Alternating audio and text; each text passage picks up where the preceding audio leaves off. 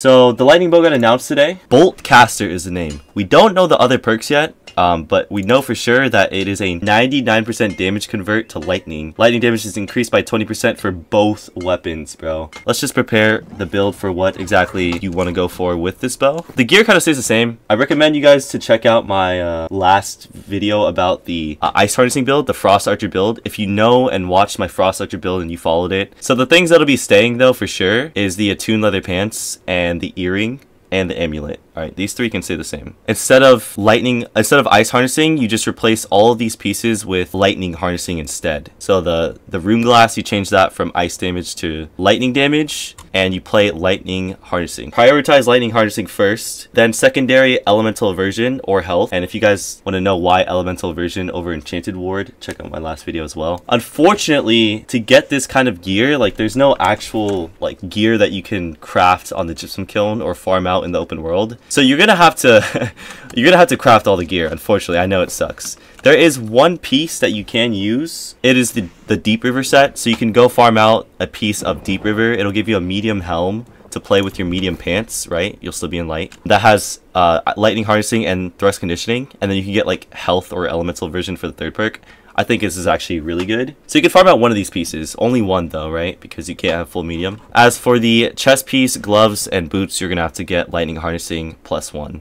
Whatever you can find. I still think that for the amulet, you want to go thrust protection, like health, thrust protection, and stamina recovery. It's still really good. And I'll explain as to why with the gem setup we're going to change. As for the ring, you just go Azoth crystal ring, leeching hardy, and then you can change the third perk to lightning damage off the mutator materia. If you don't know how to acquire this, check out the Gypsum Kiln guide video I have. Empowering Toast on earring good? Yeah, so Empowering Toast is not actually that good for this bow build because with this bow build, we're already reaching the 50% empower cap, right? With 20% or 18% on armor, the rune glass plus the harnessing, all counting towards the power cap. And then 7% off of the ring. You have 15% from evasive tactics, and you also have honing stone, which is another 7%. And then you also have the dex passive, which gives you a 10% power. This one isn't as much uptime, but you're already basically capped out, like 47% power. Since we're going to be playing the bow artifact instead of syncretic bow, right? Our secondary also has to change. So no more finisher. Finisher's done. It's gone, unfortunately. There's this Biss Rapier that you can farm out called the Life Ring Rapier. You farm it at the Malevolence boss in Eden Grove. If you want to see where that is on the map, it's right over it's at this place called the Torto Ribbon. And basically you do need a group of 5. Okay, keep that in mind. It's actually a pretty hard boss. But there's like, you go through a bunch of different waves to beat the bosses and they drop a bunch of life ring gear. The reason why you want to go for this rapier specifically, because it has Rogue and Vicious locked in. Rogue and Vicious is just really good weapon perks. Like that's insane. Like that damage from behind is actually gonna be nuts. Also you have Vicious, so a lot of crits.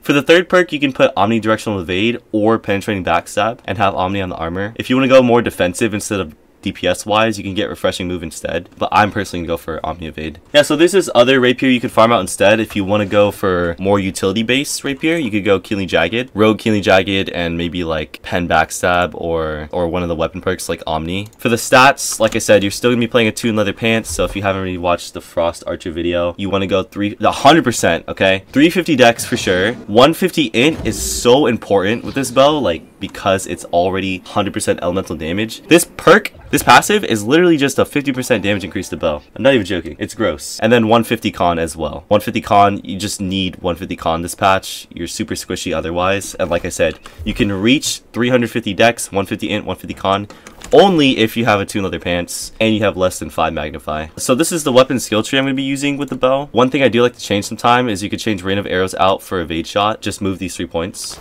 As for the Rapier skill tree, it stays the exact same as well. Nothing's changing. The problem is, if new boots are good, you can't run pants, man. Yeah, so there was an argument that like the new artifacts on the armor piece might be better than Attuned Leather. If for some reason you don't want to run Attuned Leather Pants and one of the new artifacts is better, that's where you run into this issue where what should we drop instead? Personally, I think that you should drop 350 dex to play like 300 dex, 150 int, 150 con. But if you want to go for a more glass cannon build and max DPS to get that extra 50% crit while empowered, which is perma uptime with bow because of evasive tactics counting as the power, you could play 100 con instead. So like 350 dex, 150 int, 100 con, and not play Attuned Leather Pants. But like I said, personally, I just think in this meta, 150 con is just way too good. So with the new bow coming in that's full lightning damage, there's a lot more elemental damage that's going into the game. So number one is we will have 5 lightning damage opals on my armor, so that's a total of 10% resist to all elemental types. And then I'll have 2 opals in my jewelry. That'll be a total of 15% elemental resist across the board. And then for the last gem, I will put a emerald. And you might be wondering, like, why are you still selling thrust if there's so much elemental and bows aren't even fully going to do thrust damage? Well, that's because I don't think this bow is actually best in slot for every single bow, if that makes sense. I do think there are still going to be some physical damage bows out there as well, which is why I'll be running 1 emerald as well as the thrust protection amulet for a total of 20% thrust resist, 15% elemental resistances. It also negates weapons like the spear and the rapier as well, and a little bit of sword and shield. So like thrust resist is actually still pretty good for those kind of melee weapons as well. And it does kind of suck that we don't have any resistances against like great axe and great sword, but I'm going to be honest, you should just be playing your distance mostly anyways.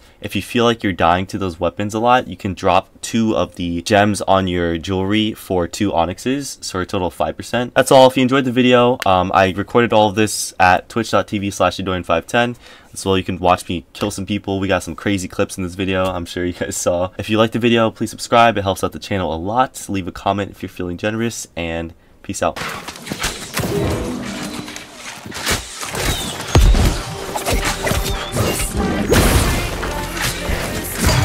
From distant.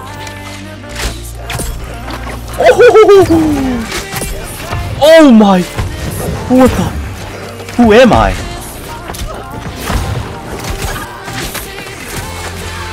Wait, this damage is actually illegal. Oh my god, bro, this damage is illegal.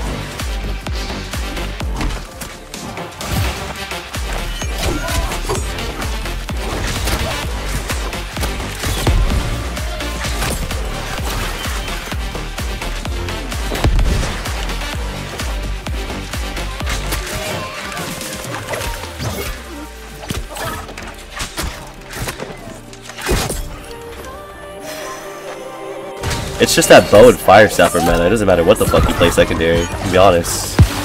It's all good.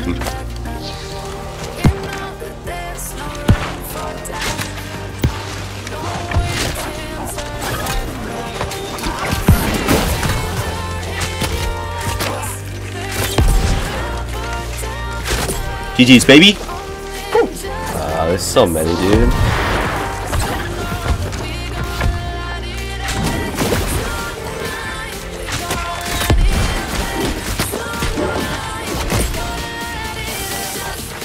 Oh no!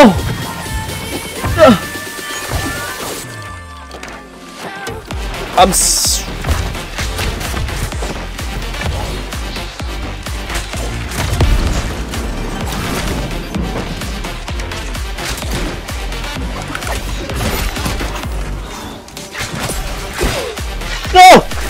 Okay. I saw the light, bro. I saw the light. Holy shit.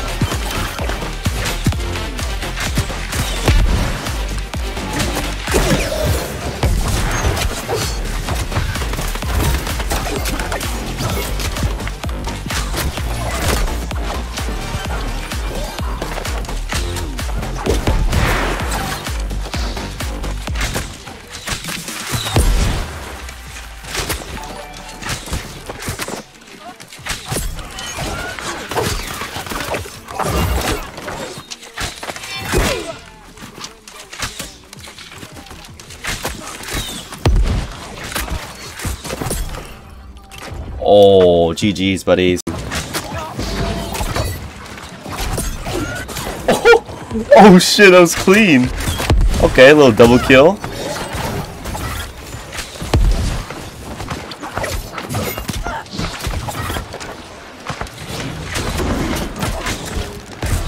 Serenity Healer, huh? That's something I've never seen before.